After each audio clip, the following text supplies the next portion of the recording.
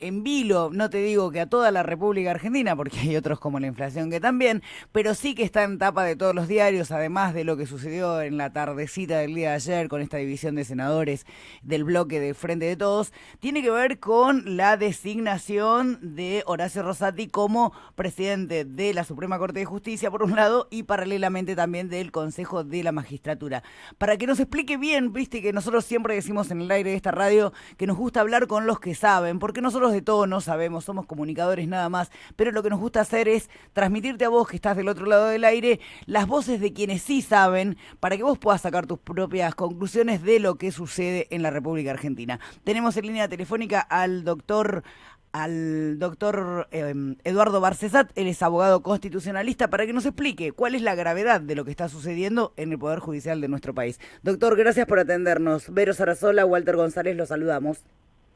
Buen día, saludo a ustedes y a la audiencia. Muchas gracias por atendernos. Doctor, en primera instancia nosotros lo que queríamos charlar con usted, que estamos desde el día de ayer tratando de comunicarnos, porque usted es uno de los más sabios con respecto a lo que tiene que ver con los derechos constitucionales, con el constitucionalismo, así se dice, de nuestro país, es explicarle a nuestros oyentes cómo afecta esto en la realidad, en la vida práctica y en la cotidianidad de todos los argentinos y las argentinas. Bueno, yo comparto la apreciación que han hecho tanto el titular del Ministerio de Justicia, el doctor Soria,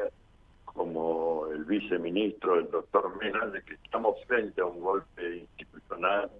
perpetrado por la Corte, que más allá de lo que pueda significar en lo que refiere al funcionamiento del Consejo de la Magistratura, hace que la Corte, o lleva a que la Corte se sitúe como legislador en última instancia en la Argentina, ¿no?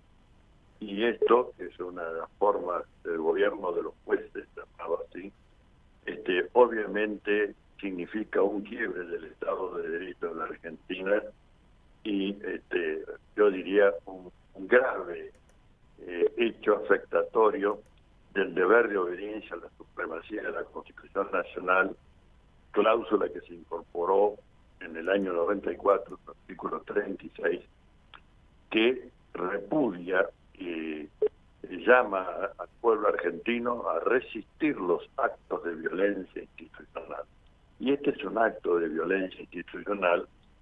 porque más allá de que la Corte tiene la competencia para declarar la inconstitucionalidad de una ley, las características de este fallo de inconstitucionalidad es que la Corte tuvo 6 años de estudio, un tema que es de puro derecho, como los abogados, no había que examinar pruebas, peritajes, informes de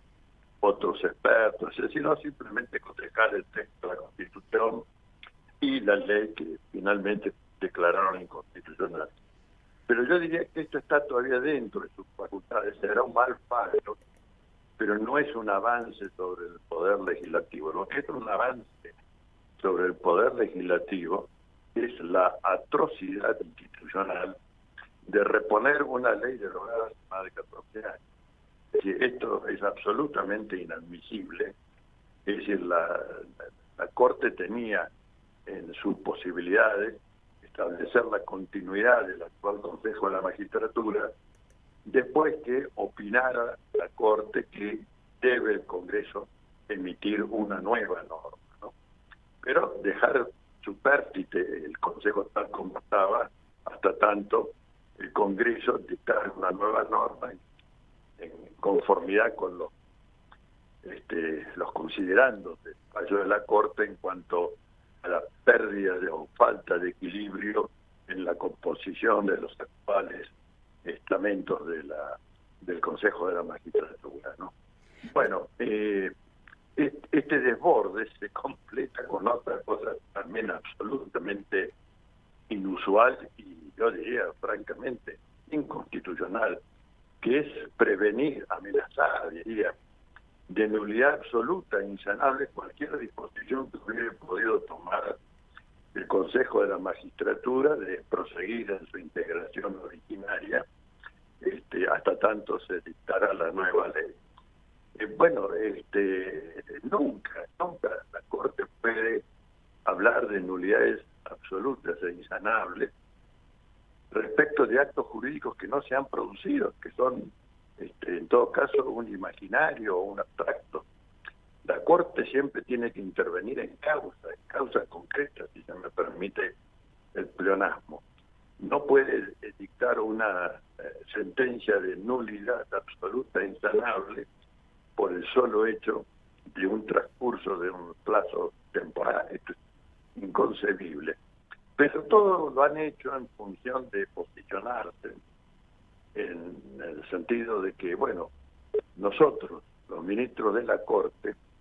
somos los legisladores en última instancia, y me animaría a decir, con buen sustento creo, que también se creen los legisladores constitucionales en última instancia, porque en definitiva le agregaron un párrafo, diría,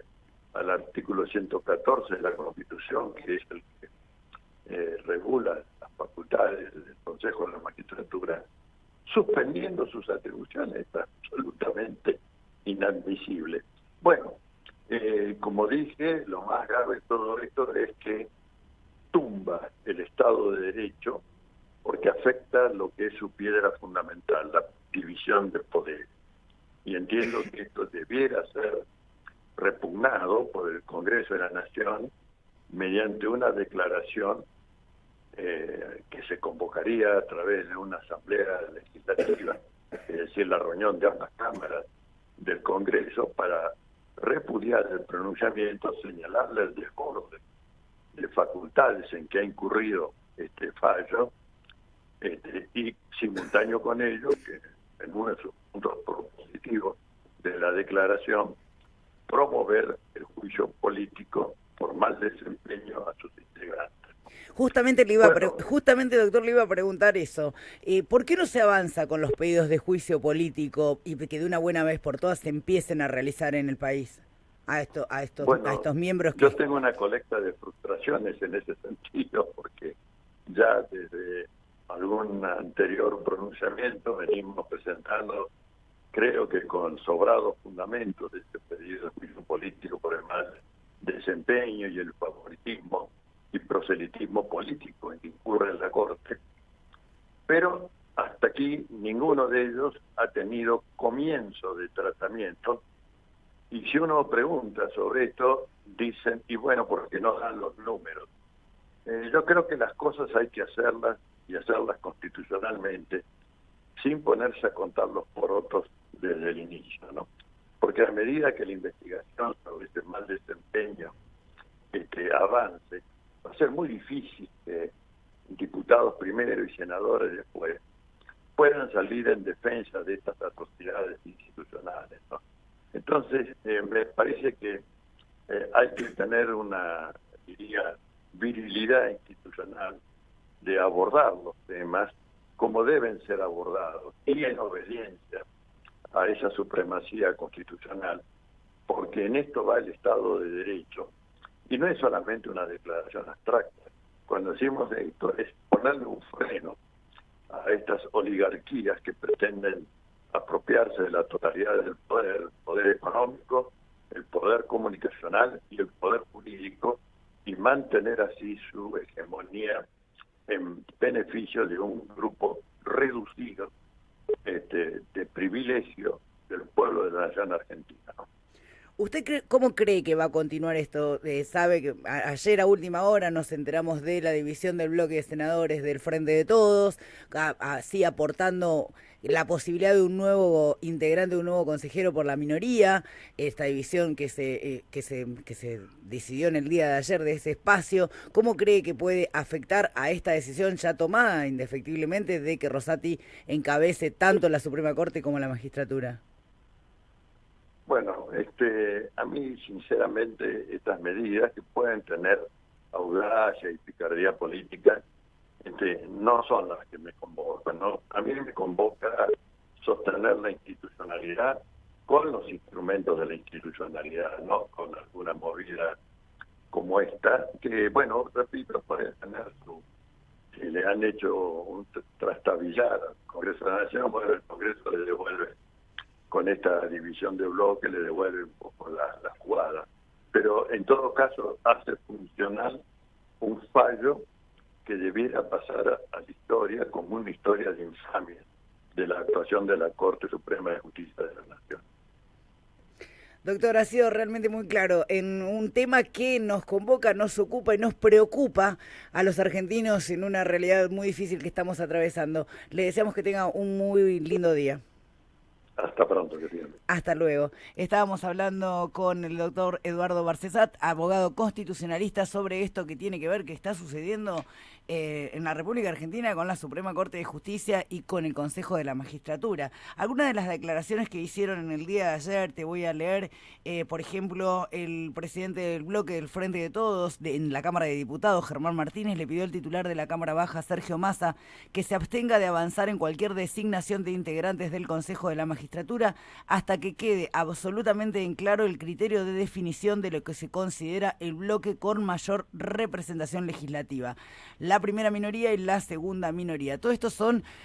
¿cómo se le dice?, coletazos de la decisión de Rosati de ser presidente de la Suprema Corte y a su vez presidente del Consejo de la Magistratura. Por otro lado, el juez Juan Ramón Ramos Padilla señaló que la ocupación del Consejo de la Magistratura por la Corte Suprema fue un golpe de Estado institucional que contó con el respaldo explícito de la Cámara de Empresarios Argentino-Estadounidense y del Colegio Privado de la Calle Montevideo, que representa a las empresas formadoras de precios.